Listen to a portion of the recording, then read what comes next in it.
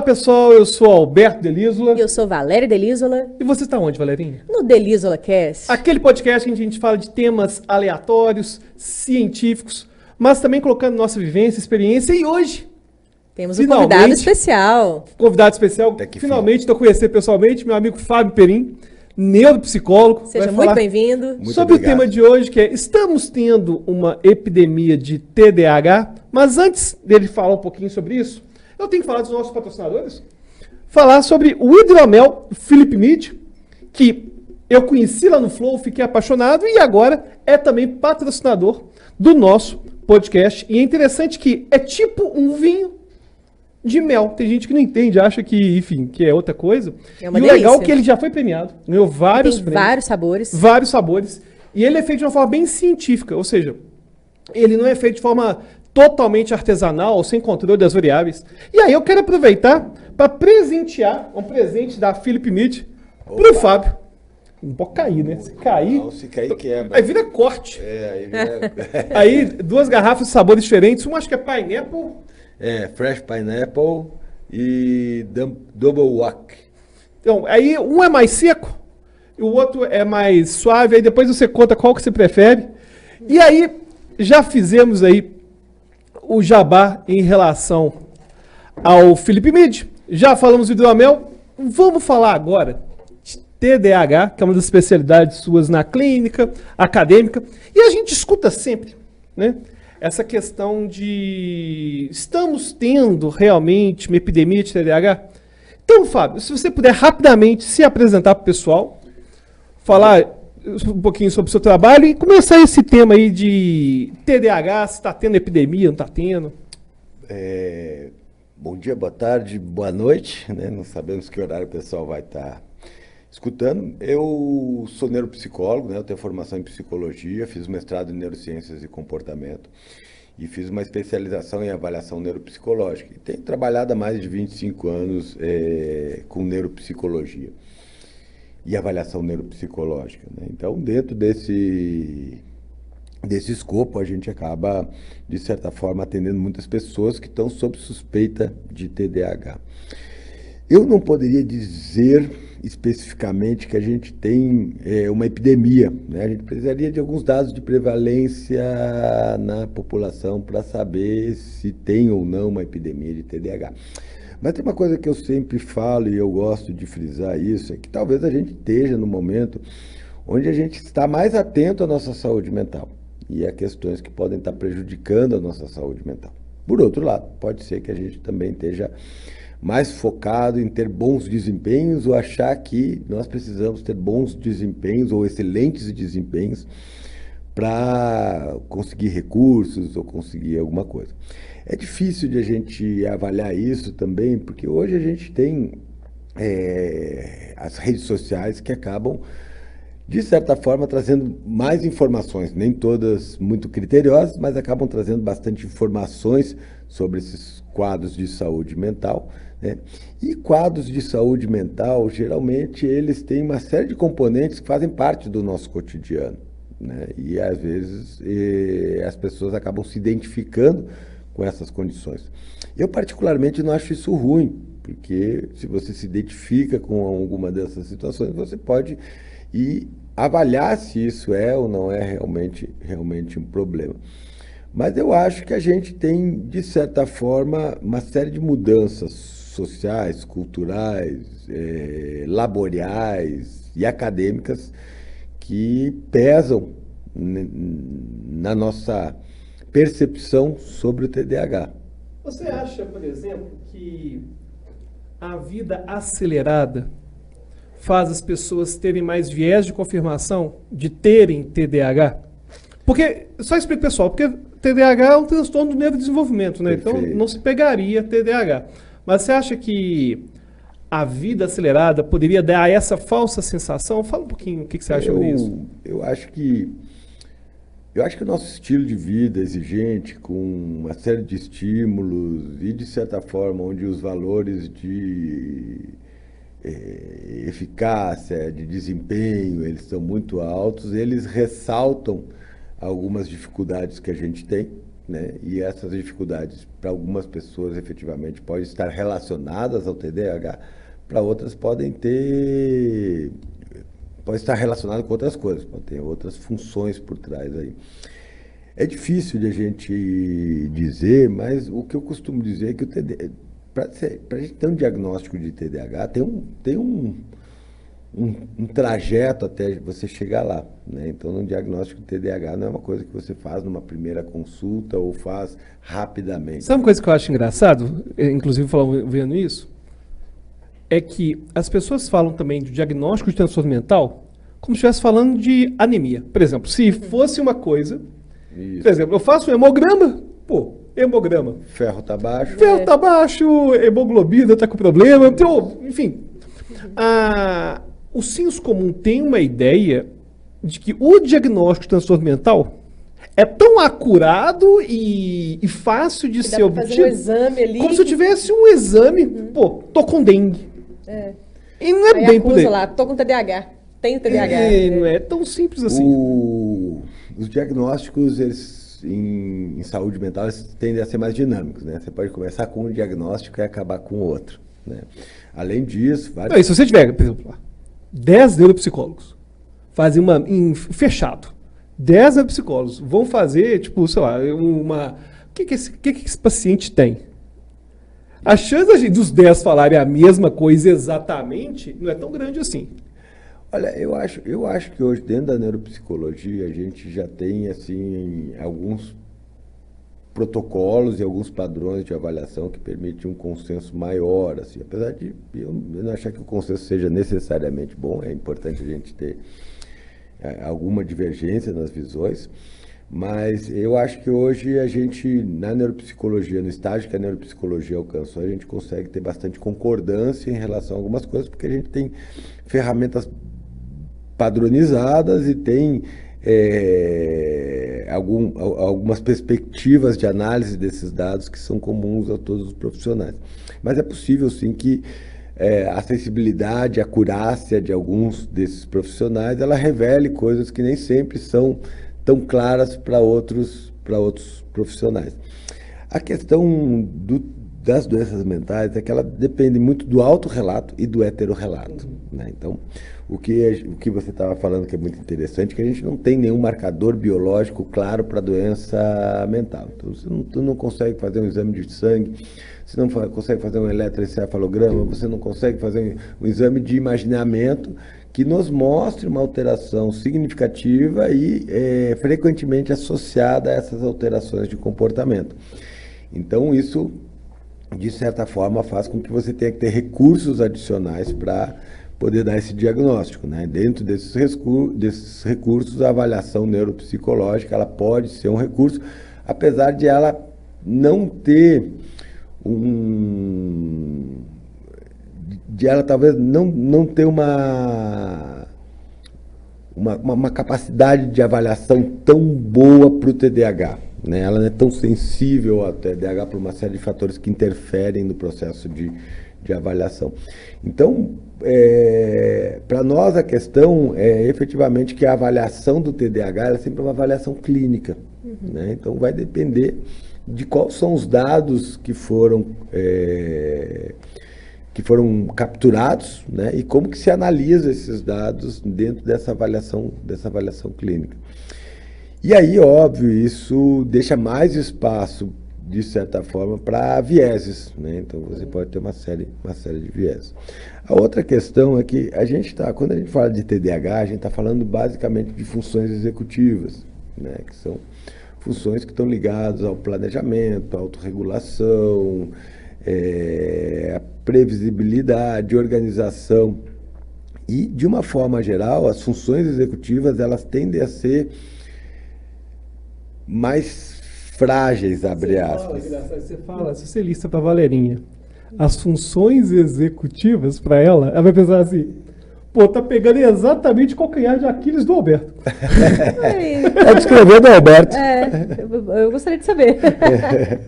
Mas existe assim muitas questões referentes à avaliação das funções executivas, né, que diz respeito ao quanto que elas conseguem capturar as nuances desses comportamentos. E a gente sabe também que a maior parte das doenças mentais, de certa forma, impacta, tem uma relação com as funções executivas, né? Então, o professor Malloy diz que as funções executivas elas são transdiagnóstico, porque elas atravessam quase todos os quadros de doenças mentais. Então, a grande questão que a gente tem aí é que tem muitas doenças mentais, que podem ser doenças relacionadas à ansiedade, ao humor, que vão ter impacto sobre as funções executivas e que podem, em algum momento, simular o TDAH.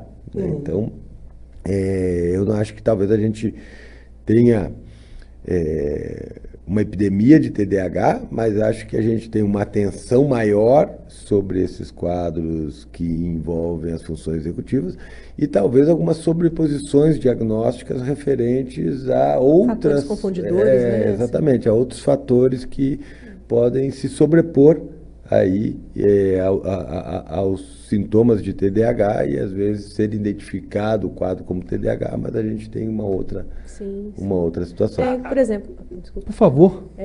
quando já me deparei com alunos e alunas que vão mal na prova, ou assim, estão com várias dificuldades de vários níveis, e aí quando a gente vai questionar, mas por quê? Estuda mais, faz isso e aquilo. Não, mas eu tenho TDAH. E já tive aluno que meteu o testado de TDAH para poder ter mais tempo de prova. Quem sou eu para, né, questionar um laudo? Mas, enfim. Eu vou pegar carona nessa dúvida dela e colocar uma treta aqui. Você sabe que eu não gosto de Adoro a treta. Eu não tenho, enfim. Tava demorando. O que acontece é o seguinte. Eu sou terapeuta e tem uma coisa que eu falo o seguinte. Que psicodiagnóstico, na minha concepção, não sei o que você pensa sobre isso, tem duas importâncias. A facilitar a medicação, se for necessário, e segundo, desenvolvimento de competência. Ou seja, eu acho muito importante a pessoa também desenvolver repertório comportamental, reconhecendo as questões que ela tem. Eu vou falar uma coisa minha. Só te cortando rapidinho. Porque o mundo não vai se adaptar para essa pessoa. Por exemplo, eu vou falar de mim. A minha noção de tempo é zero. A minha noção... Pode ser TDAH. A minha noção de tempo, ela é muito pequena. Então, eu tenho uma tendência, eu desenvolvi um comportamento de chegar bem antes nos compromissos por conta disso. Então, eu prefiro ter a tranquilidade de chegar 40 no aeroporto minutos antes. 2 horas antes do voo. Eu chego muito antes, porque se eu tiver contando com a capacidade que eu tenho de controlar o tempo como as pessoas normais controlam, eu não consigo. Sim. Eu acabo me perdendo. Ou seja, desenvolvi competência. Uhum. E aí, o ponto que eu coloco é, em que nível que a gente dá mais tempo, por exemplo, para alguém fazer uma prova de TDAH, é acolher, enquanto que não é impedir desenvolvimento de competência para o mundo que é altamente competitivo. Eu queria saber o que você pensa sobre isso. A gente tem que ter cuidado para não entrar numa questão de seleção. Né?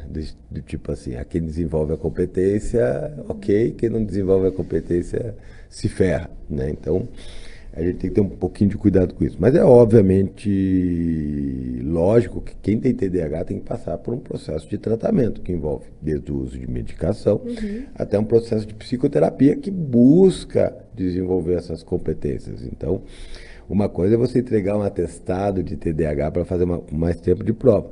Outra coisa é você efetivamente trabalhar para você conseguir organizar o teu cotidiano e a tua rotina em função do TDAH. Né? Então, eu acho que TDAH precisa, de certa forma, de alguns suportes para que eles possam desempenhar e desenvolver as habilidades. Eu acho engraçado escrever mais tempo de prova, vou falar. Porque eu tenho problema de atenção e eu não aguento ficar com a prova. Eu quero ficar livre da prova o mais rápido possível. Isso, você tem um comportamento de esquiva, né? Porque a prova, provavelmente para você é ansiogênico. Ou fazer a prova, ou ficar ali sentado, você só quer... Exatamente. Não é nem ansiogênico, na verdade, a ficar sentado... O que acontece? Eu olhei a questão. Se eu sei, eu sei. Se eu não sei... Por exemplo, questões de geometria, eu ficava um tempão pensando. Pô, mas perguntou um negócio. Não sei. Pô, bora. Eu não sei em que medida que dar mais tempo vai favorecer. Agora eu sei que eu tenho um perfil mais ativo, mais hiperativo, e tem pessoas que têm um perfil mais disperso. Sabe uma outra coisa que eu vi também recentemente? Eu não sei se foi uma universidade ou uma escola, enfim, eu vi uma matéria na internet, dizendo que a escola estava se adaptando a pessoas com TDAH, porque como elas não conseguem ficar sentadas muito tempo, aí iam deixar o fundo da sala sem carteiras, para que, durante a aula, essas pessoas pudessem se levantar e dar uma caminhadinha na sala. Eu pensei, pô, se faz isso na minha aula, eu me perco completamente do que eu estou ensinando. Vai ficar gente andando lá atrás, fala, peraí, Para o gente. professor é difícil, mas faz todo sentido. Sai da sala, caminha lá fora, depois você volta, sabe? Eu já usava uma técnica revolucionária que é matar a aula. Vai pra cantina, toma um café. O que você acha dessas questões todas aí? Eu sou a favor, porque o que acontece? Quando alguém tem TDAH e tem que usar a memória operacional, ele libera esquema motor. Então ele começa a se balançar na cadeira, ele começa a bater os pés, porque isso, de certa forma, ajuda ele a se manter atento e conseguindo processar aquilo ali. Então, eu não vou dizer que sou contra. O Malloy estava me falando ontem que no Canadá eles desenvolveram uma cadeira que tem pedal. Então ele fica pedalando. Boa, isso aí não me incomoda, É, não. o pedal eu acho melhor. Pedal é excelente. Nossa, Pra hashtag pessoas pedal pedal. na sala de aula. Mas o que eu acredito é que a gente efetivamente tem que ter um espaço. Eu sou um cara que gosta muito de economia. E para mim a economia trata de pessoas, né? E eu sou um cara inclusivo. Por quê? Porque a economia precisa crescer. Para a economia crescer, você precisa de pessoas, certo? Para ter pessoas, você precisa incluir elas, né? Quanto mais pessoas estudando, quanto mais pessoas trabalhando, quanto mais pessoas consumindo, maior a economia. Então eu tendo a pensar que quanto mais pessoas a gente incluir, melhor para todo mundo, porque a economia cresce, mais recursos, mais gente trabalhando em prol da sociedade, né? Então, eu entendo que é importante fazer isso. A gente tem trabalhado com algumas propostas de adaptação ou dos PEIs, né, que é o plano de ensino individualizado, que são muito importantes, não só para crianças com TDAH, mas para crianças com outros No autismo se fala muito também, né? Principalmente no autismo, né? Então, a gente precisa hoje dar conta dessa questão, de uma sala de aula que é diversa, né? E isso é um problema bastante importante e que a gente não está olhando com a seriedade que ele tem. Por quê? Porque isso impacta na saúde do aluno e do professor, né? Então a gente tem que olhar isso e fazer a gestão disso de forma adequada para que esse aluno tenha os recursos que ele precisa para aprender, para se desenvolver e para, de certa forma, ser incluído dentro da nossa economia, né? Eu gosto de falar de economia em vez de sociedade, porque se você fala de sociedade, Sim. tem uma parte da população que vai dizer, você fala de economia, todo mundo acha legal, porque diz, não, o cara é produtivo, tem função, então para mim esse é um ponto bastante interessante e importante para nós, né? O que acontece? Acontece que acho que a gente acaba fazendo muita coisa para inglês ver, né? Então a gente acaba fazendo soluções que são soluções que não resolvem nada, porque o grande problema da pessoa com um TDAH não é só o tempo que ela leva para fazer a prova, mas é a capacidade dela de estudar, certo? Agora, se a pessoa vai ter que fazer uma prova especial para o TDAH e vai ter que ter mais tempo, ela vai ter que fazer em outro lugar, com uma outra pessoa que monitore. E aí, você falou uma coisa interessante, que sempre querem colocar para cima do professor, tem que resolver as tretas. Então, por exemplo, vai ter tempo a mais de aula? Pô, então Valerinha vai ficar até meia-noite lá com o aluno na faculdade. Não existe realmente uma busca de estruturar para poder fazer uma inclusão de verdade. As instituições de ensino estão muito mal preparadas, as políticas públicas estão muito aquém do que a gente precisa. Não, e eu vou te falar, e eu acho que é muito mais uma função do Estado dar isso, do que eu vou te falar o seguinte, Não, por mas exemplo. as iniciativa privada ela também tem para deficiências, né? Por exemplo, já tive aluno deficiente visual, que aí tem uma pessoa que dá o suporte. O que é uma dificuldade muito grande também. Eu já tive, quando eu era coordenador aluno com deficiência visual, cara, é um... Eu tive... mas aí tem um núcleo lá na faculdade que aplica a prova para ele, enfim. Você tem que ter uma série de adaptações. Sim, as adaptações. Mas essas pessoas, elas não estão na mesma condição.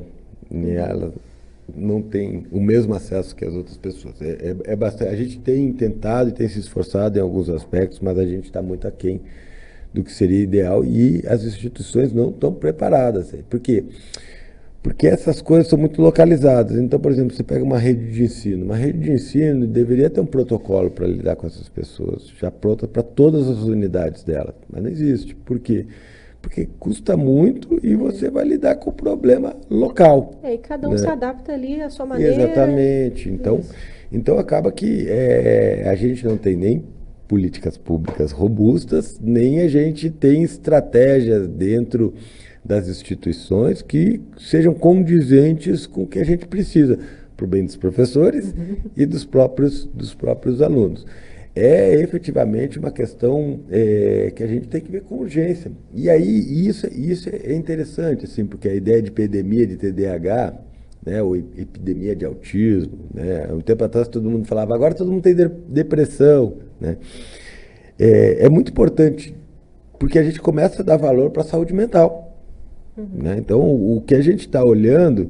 Imagina a seguinte situação, imagina se eu te forçasse a assistir 5 horas de aula de pé, anotando aqui assim. Né? Você diz, nossa, isso é muito ruim para a saúde, né? Isso vai fazer muito mal, a pessoa vai ficar cansada, vai ter dores, enfim. Né? Então, é óbvio que a gente não coloca as pessoas numa situação dessas. Né? A gente tenta dar algum conforto, abre aspas, entre conforto, para que ela possa estar naquele local e desempenhar o que ela precisa desempenhar. Né? Então, quando a gente fala de saúde mental, a gente começa a tentar por uma série de questões que antes eram irrelevantes, né? Mas que tinham um impacto muito grande. Né? E essa de novo, eu sei que eu estou insistindo nesse assunto, mas essa é uma questão para mim, que é o impacto econômico disso. A gente está olhando para coisas que lá na ponta vão ter um impacto econômico muito, muito grande para a população como um todo. Agora, tem uma treta envolvendo isso, que para mim é a grande decepção, que eu concordo que as pessoas se preocuparem com transtornos mentais é um marco civilizatório. Eu concordo. Isso. Porque se você não tem o que comer, você está em... O povo, na época da peste negra, elas não estavam preocupadas com funções executivas. Só que, uma coisa que eu percebi, e aí eu não tenho ciência para falar disso, deixar aqui o disclaimer, né? É que eu vejo muito mais, apesar de ter uma conscientização dos transtornos mentais, eu vejo que é uma conscientização com base em medicalização. Eu não vejo que é uma conscientização em termos de desenvolvimento de competência. Então, por exemplo, eu vejo que, vou falar dos meus amigos, a amostra bem pequena e enviesada. Todos admitem questões envolvendo transtornos mentais. Seja ansiedade, seja depressão, enfim. Estão tomando os medicamentos que são prescritos, só que não estão fazendo terapia para desenvolver competência e poder lidar com isso, não. E aí uma coisa que eu quero falar sobre TDAH que envolve isso, algo que eu falo para meus pacientes, que olha, quem decide a sua medicação é o seu psiquiatra e tem que ir no psiquiatra. Mas, para mim, eu quero saber a sua opinião em relação a isso, se não tem alimentação saudável, não faz atividade física, fica com a cara enfiada no celular o dia inteiro, e não tem um sono regulado, eu acho complicado já falar de medicação. E não ter desenvolvido competência nessas áreas. Eu queria saber o que você acha disso. Se você vê essa questão da medicalização... Hoje a gente tem...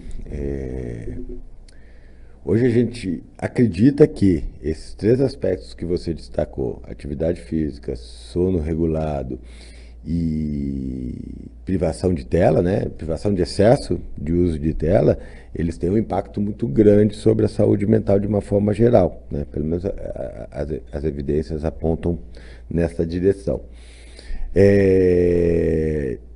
eu acho que a gente tem que pensar que o medicamento é efetivamente uma ferramenta terapêutica. A gente não pode demonizar o medicamento, porque a gente avançou muito com a medicação. Inclusive, só deixar claro aqui, quando eu estou usando o termo medicalização, eu já estou usando o termo que seria do uso excessivo ou sem estar do jeito correto. Não estou falando de medicação. Mas a gente tem também alguns indicativos claros de que a medicação funciona melhor para alguns quadros quando ela está associada à psicoterapia, certo? Então, a medicação é necessária, mas ela não é efetivamente a solução, né? Então, ela é um dos aspectos que o tratamento envolve. Agora, tem uma coisa que é interessante, assim, eu discuto isso, que é... A gente estava falando da sociedade do cansaço, né? Foi o nosso episódio passado, se você não viu o episódio passado da Sociedade do Cansaço. Não, acho que foi uns 2 anteriores. É um dos passados aí, ó. Você vai ver da playlist aí. A gente poderia falar da sociedade de controle químico, né? Porque a gente tem, a partir da década de 60, uma série de mudanças na nossa percepção em relação ao uso de substâncias. Isso não é por causa da indústria farmacêutica malvadona, isso é uma mudança popular, né? O álcool, as drogas de desempenho, elas estão cada vez mais populares, cada vez mais nós usamos recursos químicos para controlar os nossos comportamentos. Eu não estou discutindo se isso é bom ou mal, né? Agora, por exemplo, a gente vê o uso de cannabis medicinal, a gente vê uma série de substâncias que até então eram consideradas como drogas de abuso, sendo vistas com potencial terapêutico. Mas já existia uma cultura de uso de drogas que se desenvolveu muito a partir da década de 60. Então, eu costumo dizer, por exemplo, por que as pessoas bebem para sair de noite? Porque, cara, se você não tiver bêbado, é um saco ficar de noite sentado, ou numa festa, numa balada, rave, com uma já pensou? rave, com som alto, aquela barulheira, múltiplo estímulo, cor. Você precisa estar drogado para se sentir confortável em relação àquilo ali. Então, a gente tem que discutir o uso de substâncias numa perspectiva também de mudança da nossa percepção em relação às substâncias como sociedade, como estratégia de controle, né? O uso de medicamentos para disfunção erétil a gente também teve um uso bastante exacerbado por pessoas que muitas vezes não tinham necessariamente necessidade de usar aquela medicação. Só queria dar um grau ali. Dá um grauzinho. Eu queria deixar a coisa mais firme, né? Na verdade, quer garantias, né? Quer garantias. Aí é uma outra discussão, né? O quanto que o sexo passa pela questão da autorreferência, o quanto que o desempenho sexual é uma forma da gente se sentir mais autoconfiante, ou com mais autoeficácia. Com mais potência. Né? Com mais potência, né? Então tem várias discussões que atravessam, várias discussões que para mim são sociológicas, que atravessam essa questão do uso da medicação. Eu costumo, na década de 90, quando eu era estudante ainda, tinha essa corrente da medicalização da vida e não sei o que fazia uma crítica, remédio para tudo, né? Mas eu acho que era, de certa forma, bastante enviesado, porque os caras que ficavam falando das empresas farmacêuticas malvadonas eram os mesmos que estavam fumando maconha adoidado na universidade. Então, você vê que existe uma série de recortes nesse discurso, sem que a gente olhe para isso de uma forma mais ampla. Para você botar um medicamento no mercado, é muito difícil. Né? Chegar com medicamento e dizer, não, esse medicamento é eficaz para esse tipo de coisa, é muito difícil. Né? E eu acho muito engraçado que as pessoas questionam medicações que passaram por uma série de regulamentação, de estudos em relação à eficácia dela. Né? Vacina. Ou vacina, o que seja, e vão tomar o chazinho da avó. Que não sabe o que faz, não sabe que substância tem ali, não tem regulamentação nenhuma, achando que é seguro porque é natural. E acha que natural não tem contraindicação, né? Estricnina é natural. Achando que porque é natural vai ser bom. né? Outro dia me receitaram para rinite uma buchinha paulista. Não, é da buchinha. Elas têm vários nomes. É buchinha não sei o quê. Que era Já para ouvi falar. inalar e Isso. tal. E eu fui pesquisar, o negócio é abortivo, o negócio é Ele super... é igual mega perigoso. Mega Mega perigoso. perigoso. Falei, que isso? Pois é. Né? Então, a gente está exposto a isso. Agora, Mas tira rinite. Limpa tudo. Te limpa tudo, né? Limpa tudo. tira tudo que está preso dentro de você. Tira até a alma para algumas Tira até a pessoas. alma. Então, obviamente a gente tem alguns fitoterapêuticos que foram avaliados e analisados e que efetivamente tem uma segurança para determinados casos, né? Então, você tem que ver a indicação, né? E tem que ver as contraindicações. Por isso que essa regulamentação é tão importante. Então, eu não acho que o medicamento em si é ruim, né? Mas a ilusão é você achar que o medicamento vai dar conta do problema, Vai salvar a vida. né? Então, imagina, vou criar uma situação hipotética, né? Você quebrou a perna, tá com muita dor, daí você toma, sei lá, um tramal, passa a dor e você sai caminhando normal, daí quando começa a doer, você toma o tramal de novo, né? Ou seja, Não faz uma fisioterapia, não, né? você efetivamente tirou o que te incomoda, mas não trabalhou para que aquela lesão, que aquela situação, ela se recuperasse, né? se recuperasse. Não, e é comum demonizar psiquiatra. E vou falar com base em alguns pacientes meus que consultavam com o psiquiatra, pegavam uma receita X e depois nunca mais voltava. Aí, cara, ele tava tomando benzodiazepínico há 3 anos, cara. 3, 4 anos tomando benzodiazepínico. É muito legal você ter falado isso, Alberto, porque você não consulta com o psiquiatra, você faz um acompanhamento psiquiátrico. Exatamente. Né? Então, o que é? As pessoas têm a ideia, às vezes, que o psiquiatra é que nem outros médicos, que você vai lá, ele te dá um remédio, manda tomar tantos Acabou. meses, acabou, né? Não, a medicação psiquiátrica, ela precisa de uma manutenção, né? Então, você precisa... E o psiquiatra, ele precisa também ter um retorno para saber, porque a Tem gente medicamento que demora, cara. Tem medicamento que demora semanas para fazer efeito. 40 dias, alguns. E aí você tem que pensar o seguinte, daquilo que a gente falou antes, do quanto que é difícil você fechar um diagnóstico em psicopatologia, né, um diagnóstico adequado, porque o psiquiatra fica ali 1h30, 2 horas com o paciente dele, coletando uma série de informações para tentar... Isso aí está sendo bem otimista, né? 1 hora, 2 horas, porque se for no SUS é 10 minutos Mas no SUS, em convênios, às vezes é um pouquinho ruim, mas o ideal é que ele tenha bastante tempo com esses clientes. Eu trabalho com alguns psiquiatras que têm esse cuidado. Eu acho que mudou muito a cultura da psiquiatria. Sérios, certamente. Eu acho que a cultura de atendimento dentro da psiquiatria está Mas mudando muito. periferia é classe A+, né? Então é atendimento VIP. Eu costumo dizer que meus pacientes efetivamente têm mais acesso, né? Porque... Tem que ser, Não, cara, você tem uma ideia. Claro. Psicólogo médio. Eu fiquei sabendo esses dias. A sessão dura 15 minutos, cara. De plano. 15 minutos? 15 a 20 minutos a sessão do Sessão de plano. terapia? Sessão de terapia. Ué, E o dá tempo nem se psicólogo vai apresentar. receber essa sessão, às vezes, daqui a 3 meses, cara. Aí ele tem que se entupir de cada sessão de 20 Nossa. minutos, cara. Não, eu já tinha renovação. eu já tinha ouvido falar de sessão de meia hora, que eu já acho muito ruim, não. né? Se tiver que fazer uma psicoeducação, você já não tem tempo.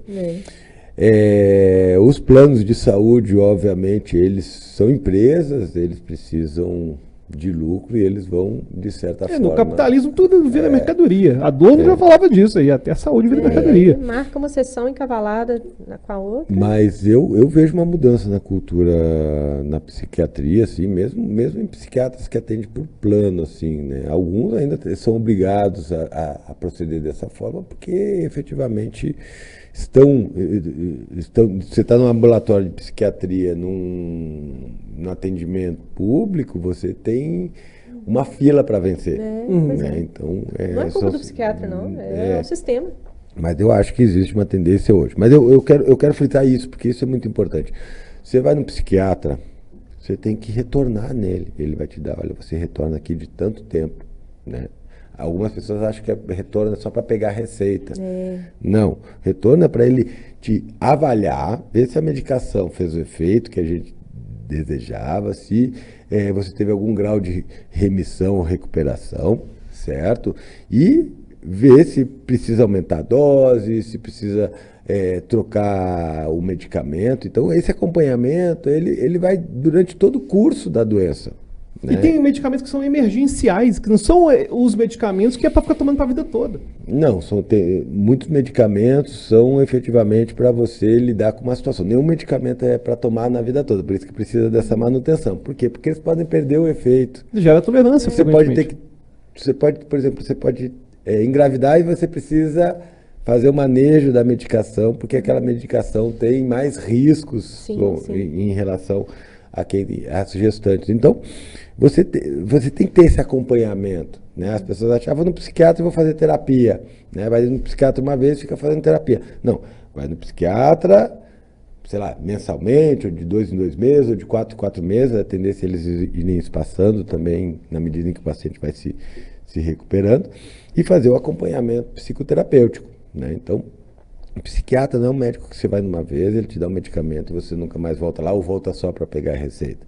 Você tem que ser avaliado de novo por esse profissional para ele ver se o diagnóstico continua o mesmo, se a medicação está adequada, se você está remitindo dos sintomas ou não, se apareceram algum efeito adverso. Então, esse cuidado eu vejo que ele é totalmente deixado de lado em relação à população. Muitos pacientes meus, eu digo, mas quanto tempo faz que você não foi no psiquiatra? Eu fui no ano passado. Eu digo, cara, é bom retornar. Tá que toma remédio. Isso, né? Porque muitas vezes ele está tomando o remédio sem a indicação correta, ou aquele remédio nem tá fazendo efeito mais. Nem serve mais para o quadro dele. Né?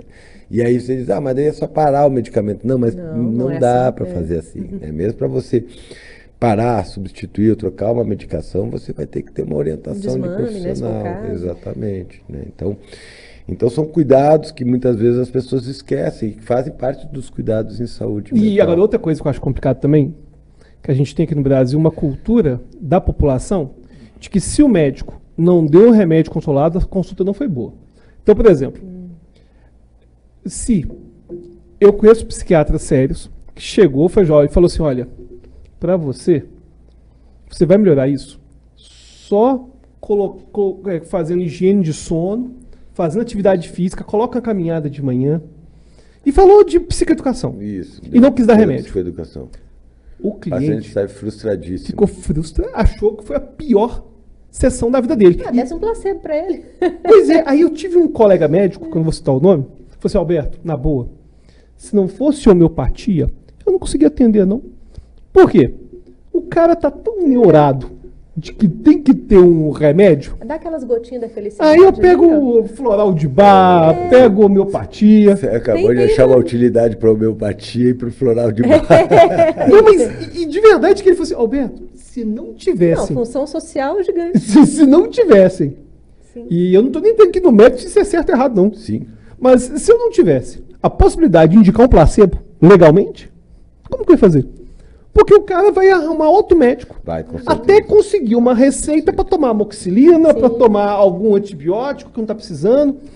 E é uma cultura complicada. A pessoa acha que se não tiver uma medicação, que a consulta não foi boa. Detalhe que eu sou o oposto. Eu quero que me fale assim, olha, Alberto, vai com Deus. Lembra de acordar cedo de manhã? Teve um dia que valeria. Alberto, é terrível. Ele Eu tenho alguns hiperfocos específicos. Aí eu estava com infecção de ouvido.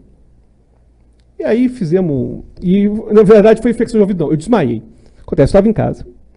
Deu uma crise de tosse. Desmaiou de uma forma assustadora. Por que tendo acontece? uma mini convulsão, É, e aí eu fiquei desesperada. Aconteceu. Eu estava tossindo.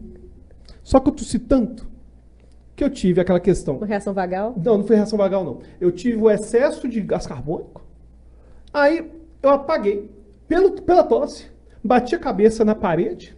Bati no chão. Meu Deus do céu. E eu desesperei. E ela olhou, eu tava tremendo no chão. Na hora assim. que eu, consegui reanimar, aí ele tá assim, eu falei, vamos pro hospital? Aí ele, não vou pro hospital não, gente, já tô bem, não, que isso aqui não foi nada. E aí eu insistindo, aí, tive que usar de recursos mais drásticos. Por fim, chegamos no hospital. Aí chegamos lá. Conta. Aí a moça chegou, depois que foi aqui tanto de médico, né? Descobri que não era nada mesmo, mas beleza. Ela chegou assim, olha, e se piorar, A tosse. Não, aí ela falou que a infecção de ouvido A infecção de acabou ouvido, escorrendo, né? a infecção de ouvido que você está tendo fez você ficar tossindo muito e tal. E se você precisar, não precisa de medicamento não. Mas eu vou te receitar uma codeína para o caso da tosse ficar muito intensa. Aí eu cheguei, peraí, você está me receitando um opioide? Não, não foi assim, não. Foi assim, opioide? Você tá tá me receitando um opioide? Sabia que os americanos morrem todos os anos? Aí eu tô, para de me fazer passar vergonha. Pelo amor de Deus. Eu falei, me dá a receita, Eu doutora. achei que era Ele vai relevante tomar. falar que ano passado morreram mais de 100 mil, mais de 100 mil americanos por conta de Você é bem overdose de esquisito, opioide. meu amor. Aí, enfim, eu até achei razoável. Mas pegamos a receita. Peguei a receita. Até tomei a codeína um dia lá. Melhorou. Melhorou para poder controlar. Não sou viciado em fentanil hoje. E nem. Ele ficou desesperado. Falei, gente, mas precisa, pontualmente. Naquele momento ali, você não vai ficar tomando muito Perfeito. tempo, não. Eram 5 dias. E deu barato? Não, eu fiquei meio Não, decepcionado. ele ficou meio estranho. Eu sou estranho. Aí, enfim, eu sou o oposto, sabe? Não, eu, a médica eu levou um medicamento. susto quando ele começou Aí a a pessoa discutir pediu- dados da saúde americana. Aí ela, assim, com a receita, não, doutora, Não, me ela dá falou assim, não, receita. mas é só no caso de tiver alguma... Ela ficou toda cheia de dedos, tá Só bom, calma. Ela viu que era doido. Ela viu que você era doido. Que hoje fala que é transtorno. Naquela época falava que é doido. Aham. Ou Não esquisito. tem tanto tempo assim, não. É, mas Naquela enfim, época- aí ela descobriu e falou, não, na verdade, você só pontualmente, você não vai ficar viciado, não. Vai, então tudo bem. Aí eu voltei para então eu sou o oposto, eu não quero ficar tomando medicamento, sabe? Porque são medicamentos que geram tolerância. Então, se eu sei do problema de superbactéria, sei do problema de tolerância com Isso. certos medicamentos, Isso. então eu não quero que o meu organismo fique mas aí exposto isso a são medicamentos 5 de forma dias nesse caso. excessiva. Não, pois é. É, Mas, enfim, mas tudo pontual isso para ali. dizer que a população é o oposto. O uso inadequado de medicamento ele pode trazer uma série de problemas, não só para o indivíduo, como de uma forma geral, inclusive para a população. Né? Quando você pensar nessas questões das superbactérias, né? Do excesso de uso de antibiótico, por exemplo, né? Pode ser um problema. Agora, é interessante, assim, porque a relação da medicação com o TDAH, muitas vezes ela é confirmatória, né? Você vai ter um paciente que ele toma a medicação e ele diz, caramba, cara, então isso quer ser normal. Isso é que não ter ruído dentro da cabeça, né? E é muito bacana quando você vê isso, porque você vê a pessoa efetivamente conseguindo se desenvolver e conseguindo responder às demandas cotidianas sem ter um gasto de energia excessivo, sem que isso prejudique a autoestima dele, sem que isso crie uma série de situações paralelas ali com o TDAH, que são tão deletérias quanto o TDAH. E muda vários aspectos da vida dele, né? O Albert tem um amigo, não vou citar o nome, né, claro, mas Eu achei ele... que você Você fosse lembrou citar. dele? Não, Com jamais. certeza. Ele, depois que começou a tomar medicação para DH, ele virou outra pessoa. Começou a malhar, sabe? Começou a acordar mais cedo, fazer Tem um atividade, negócio- começou a ter rotina sabe um na negócio do vida. TDAH? E olha Ele só que virou legal o outra efeito pessoa. dominó que É. teve. Não, Né? sabe uma Foi coisa muito que legal. dos efeitos envolvendo minha atenção, o que mais me incomoda e que as pessoas não comentam tanto é a questão da falta de energia súbita. Então, por exemplo, tem energia normal. Tipo, tem momento no dia que do nada a queda dopaminérgica é tão intensa, que eu sinto paralisado. Sim. E uma paralisia assim terrível. E ele tinha essa paralisia num nível. Mas ele era por causa dos hiperfocos, não? Assim, eu juntava muita energia no hiperfoco e aí depois, pá, despencava. Não. Se tiver hiperfoco funciona. É 100%. É Não, eterno. Mas ele tem. assim, Não, ele tem hiperfoco com tudo, né? É. Mas enfim, esse nosso amigo, ele começou a tomar a medicação. Aí então o que acontecia? Tinha dia que ele acordava às 11 da manhã. Eu falei, cara, olha só. Não existe ser humano noturno. Por exemplo, eu acordo às 6 da manhã. A pessoa que é mais, sei lá, mais noturna acorda às 8. Mais Tu acorda vespertina. 8h30. Não vai ter um ser humano Não é que, saudável. pela uma questão acordar. fisiológica, biológica, acorda meio-dia, cara. Não existe isso. Ou, enfim. Mas Senão a ele gente ia ter ainda- desenvolvido visão noturna melhor. Né? Exatamente. E aí, cara, melhorou assim, 100%. Sim, tá mais produtivo, né? Não, e emagreceu pra caramba também por conta disso. Mudou de vida.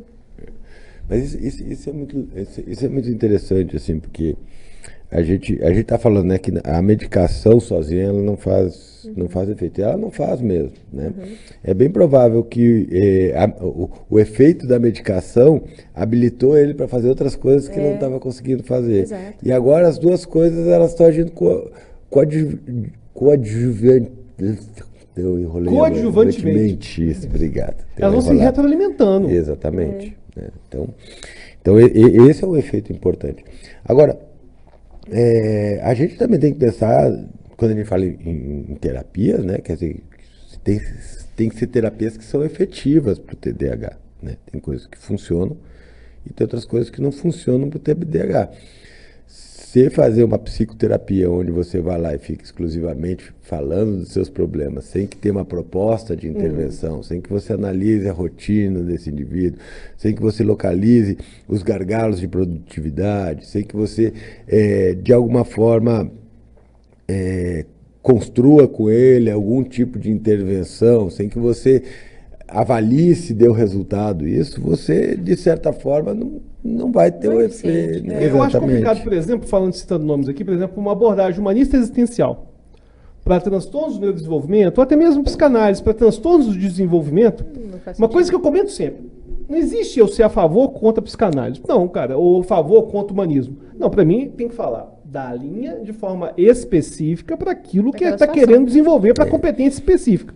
Eu acho que a gente tem que começar dizendo que existe uma bobageira dentro da psicologia, que é a ideia de abordagem. Né? Então, a primeira coisa que a gente tem que falar é que não existe abordagem e vai ter um monte de gente caindo de pau nisso, certo? Por quê? Porque a psicologia se propõe como uma ciência, né? Então, como uma ciência e profissão, né? Disciplina do primeiro semestre de psicologia, psicologia, ciência e profissão. Então, se a gente é uma ciência, a gente tem que cumprir certos parâmetros da ciência. Se a gente pretende atuar com base nessa ciência, a gente tem que estar adequado a isso. Eu não vou falar de terapia humanista existencial ou de psicanálise, né? Porque para mim é tudo psicoterapia. Né? A ferramenta técnica que você usa ali, o tipo de intervenção que você propõe, ela tem que estar adequada às demandas do teu trabalho. Então, você tem que olhar para o teu cliente, paciente, e dizer, olha, os objetivos dele são esse. Então, eu tenho essa ferramenta, vamos aplicar aqui e vamos ver se funciona. Ponto, né? Não interessa.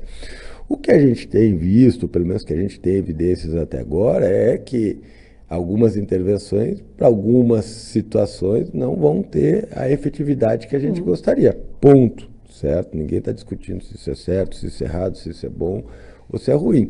A gente sabe efetivamente que, por exemplo, se você for trabalhar numa perspectiva psicanalítica com autismo, você não vai ter resultados. Né? Inclusive, pode piorar o quadro do paciente e impedir que ele acesse terapias que sejam importantes para ele. Então, esse é um ponto importante a se destacar.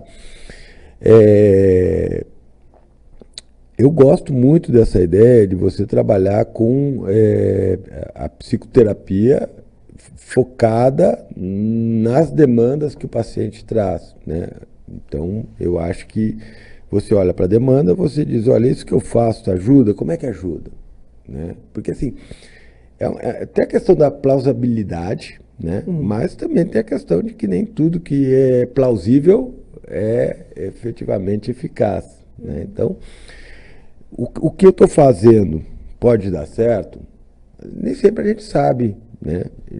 Ou efetivamente para aquele paciente especificamente. Então, o que você precisa fazer? Você precisa usar o repertório que você tem, mas medir. E esse é o grande problema. E aí, independente da abordagem. Então, eu estou usando isso. Em quanto tempo eu espero uma resposta? né? Então, quanto tempo eu espero que a pessoa, de alguma forma, responda a esse tratamento? Ah, sei lá, em 4 semanas eu quero já ter uma resposta, né? Então, eu tenho que ter um intervalo de tempo para que eu possa efetivamente aplicar aquilo e ver se teve uma resposta. Por quê? Porque se não teve resposta, eu tenho que mudar a estratégia, né? E isso, óbvio, vale para psicoterapia, mas vale para psiquiatria também. Você vai lá, Claro. toma um medicamento, o paciente volta lá no médico depois de um tempo para ver se teve uma resposta, senão ele vai mudar a medicação. E a psicoterapia deveria seguir a mesma lógica, né? Então eu tenho aqui, sei lá, a intervenção X, eu acho que ela funciona, opa, não funcionou, então vamos mudar a intervenção. E a questão, eu acho que uma coisa interessante, que eu comento sempre, que é o seguinte: a psicoterapia, ao contrário da medicina, a identificação das preferências do paciente vai ter um impacto que muitas vezes a medicina não tem. Então, por exemplo, vou pegar como coisa clássica. A gente, tradicionalmente, a psicologia estuda que terapia expositiva é super eficaz, por exemplo, a fobia. Então a pessoa Isso, tem perfeito. medo de barata. Então Pô, vamos desensibilizar vai ela. desensibilizar apresentando. Cara, pode ter um cliente que não aceita a dessensibilização de jeito nenhum e vai fazer isso de alguma outra forma, que é o jeito dele. Perfeito. E a gente tem que entender isso. Que na medicina, pô, a chance disso acontecer é muito pequena. Sei lá, a pessoa tá com a bactéria X, pô, vai tacar a amoxicilina, a chance de não funcionar existe, Mas ela é pequena. mas é pequena, porque a quantidade de variável estranha na medicina é muito menor que na isso. psicologia. Isso é importante a gente dizer, né? A gente geralmente pensa em hipóteses únicas, né? Exatamente. Né? Então, esse é um detalhe importante. Mas eu concordo com você, né? Eu acho que tem uma questão dentro da psicoterapia que é bastante específica, né? E que tem que ser cuidada, que é em relação às preferências do paciente, mas a avaliação que o paciente faz do processo. Por isso que as ferramentas de avaliação, e a gente estava falando isso quando a gente desceu do carro, elas precisam ser importantes, né? Porque você precisa ter alguma ferramenta que te permita avaliar aquilo de forma adequada, né? Senão você vai tirar conclusões por identificação, por uma você série achar o de que você outros tá buscando. vieses, exatamente, né? Então, a grande questão para mim, o grande desafio do processo terapêutico hoje é a gente constituir um grupo de ferramentas avaliativas que permita fazer o acompanhamento da trajetória desse paciente e medir se ele está avançando ou não. E essas ferramentas, em geral, pelo menos até onde eu entendo, elas têm que ser de autorrelato. E uma coisa interessante também que eu acho que envolvendo TDAH, nosso tempo desse episódio já está acabando, mas eu queria comentar é que existe uma perspectiva ecológica em relação ao TDAH e seus problemas. Exemplo. Pô, o menino tem TDAH, não vai acontecer só na escola. Ele vai ter questões, ainda que a escola seja aonde que o pai está olhando, pô, é um transtorno envolvendo a atenção que vai acontecer de uma forma mais ecológica, no sentido de que em outros aspectos também da vida pode ser uma dificuldade específica. Por exemplo, vou dar um exemplo claro aqui. Tem um transtorno famoso que é descalculia. Sim. Inclusive tem comorbidade com o TDAH com certa frequência. Perfeito. A pessoa tem descalculia, que é uma dificuldade inata com números. Uma coisa bem específica. Agora, o cara vai mal na prova de matemática. Pô, isso não significa nem que tem descalculia, nem que tem TDAH, pode ser um evento específico. Pode ser o fato de ele ter, ao longo da trajetória dele, não ter se identificado com a matemática. Exatamente. Teve um professor ruim de matemática. Agora, Os professores de matemática tendem a não ter muitos recursos didáticos, às vezes, Pô. né, velho? eu dei aula de matemática a vida toda. Agora, eu dei aula de matemática no ambiente mais difícil de todos. Sabe qual é o ambiente mais difícil de todos, Peri? Concurso público. Ixi. Aí você tá numa sala, Com 200 alunos. 200 alunos, Cada um num nível. e você sendo auditado. Porque se sua aula não for divertida e não for engajada e não passar conteúdo, meu amigo, você não dura 24 horas. Eu acho que a gente confunde matemática com cálculo. Tem também isso. Então, matemática é um raciocínio lógico a partir de uma abstração que são os números, né? Aliás, A parte do cálculo é mais fácil. os números são ferramentas para você fazer essas abstrações, né? E essa parte é muito legal da matemática. Claro que sim. Essa parte é muito bacana. A gente foi acostumado a entender a matemática como cálculo. Como aritmética. Que essa é soma de número.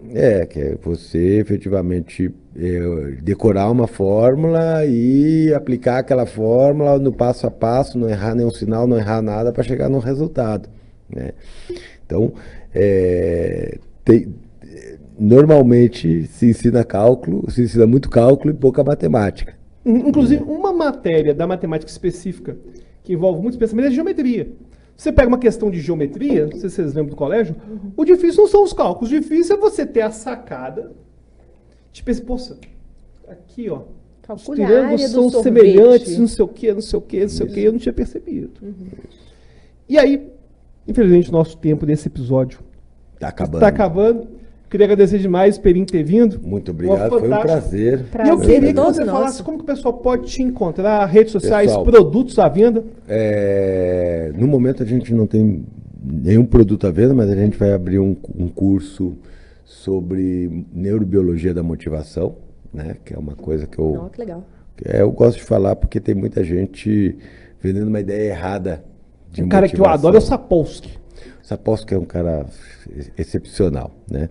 E eu tenho outro curso de funções executivas que também está na gaveta ali para ser lançado. Mas para quem quiser me seguir, enfim, consumir meu conteúdo, pode botar Perim_Neuropsicologia no Instagram, Perim Neuropsicologia no TikTok. TikTok chique. Pô, eu tenho que aprender a mexer nesse Cara, negócio. o TikTok é a uma geração, entrega boa, né? E a gente nunca mexeu. a gente fica com aquele preconceito de dancinha, mas o TikTok hoje é o lugar onde a nova geração mais pesquisa assuntos. Ele viralizou no TikTok, depois foi ver, nem tinha TikTok, né? Eu ensinei ficou uma não sei quantos técnica do milhões. pranayama 478, de inspirar, segurar e soltar para controlar a Sim. ansiedade. Ensinei no Flow. Dia seguinte tinha um vídeo no TikTok com 20 milhões de views, eu ensinando. Que a Virgínia compartilhou, a Virgínia aquela influencer, a mais famosa do Brasil, tem 40 Ela não milhões de compartilhou não, só ela seguidores. fez só um stories mostrando. Ela fez um Infelizmente stories. ela não compartilhou não. Ela não te marcou, né? Não, mas aí, como eu não tinha TikTok, alguém pegou eu falando, colocou no TikTok e viralizou e eu não consegui nada. Perfeito. Então eu tenho que aprender a Porque a mexer no gente não tem TikTok. Mas ele tá no Temos TikTok. que Ele tá e tá certíssimo. Tô lá Moderninho. no TikTok. Tô no antigo Twitch, né? Agora é X. Né? Também como Fábio Perim, né? Difícil de me achar Perim lá. com N. Perim com N, né? E no YouTube, Perim Neuropsicologia também. Eu tenho alguns cortes de podcast, algumas aulas ali sobre comportamentalismo, sobre neuropsicologia. Então, segue lá também. Sigam o que Perim, ajuda com bastante. certeza. Siga Tem o Perim. conteúdo maravilhoso lá. Certamente Isso. vocês vão gostar muito. E tem muita aplicação prática também. É muita dica prática para a pessoa poder. A gente tenta aproximar isso do cotidiano das pessoas, né? Para fazer sentido também. Né? Sim. Para que as pessoas... Então, valeu demais, Perim. Muito obrigada. Valeu, Eu que pessoal, agradeço. por ter acompanhado a gente até aqui. Siga o Perim nas redes sociais e lembra que toda quarta-feira, às 19 horas, você tem Delísula Cast. Valeu, pessoal, e Isso até aí. a próxima. Até mais.